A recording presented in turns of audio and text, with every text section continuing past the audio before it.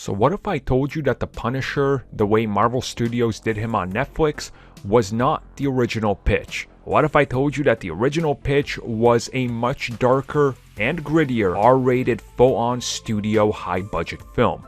Well, that's what we're going to talk about today. So originally in the early days of Marvel Studios was missing many of their characters. One by one, all of these characters reverted back. One of them happens to be the Punisher. Now, way back in those days, there was a lot of teases of the Punisher somewhere down the road appearing either on film or something. You know, there was a lot of things happening, but nothing ended up happening with that. And ultimately, he ended up going to Netflix. Now, as we recently found out in an interview, which I will have linked down below, the writer of the remake of The Raid actually got to sit down with Marvel Studios and he got to pitch a Punisher film to them. Now, they go into plenty of details on here and they talk about the whole aspect of it and what they were looking for. But essentially, what they were going to do is they were going to go all the way into the Punisher the way we kind of haven't seen it yet. Going back and telling the origin again would have been a mistake, he says, so it would have been something different. So he actually developed a 15-page pitch that he brought to Marvel Studios for his meeting. And it was a hard R-rated territory movie that was very gritty and very unapologetic. It was something in the vein of Logan.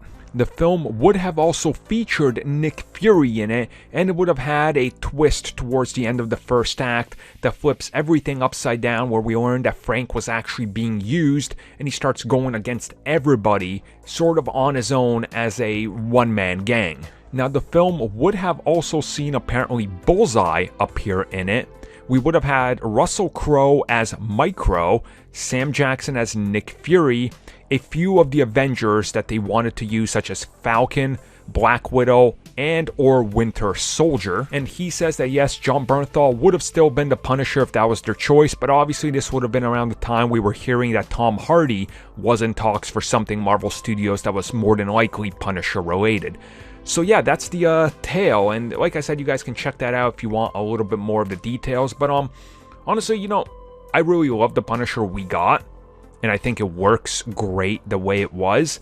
And to me, personally, a movie on the Punisher, it feels weird, because I think the Punisher works best in a long-form TV series, just like the comics. Like, the comics, if you try to rush it through one issue, it just doesn't work. Long-form 6 to 8, issue arcs work the best with this type of character just by the nature of how he is.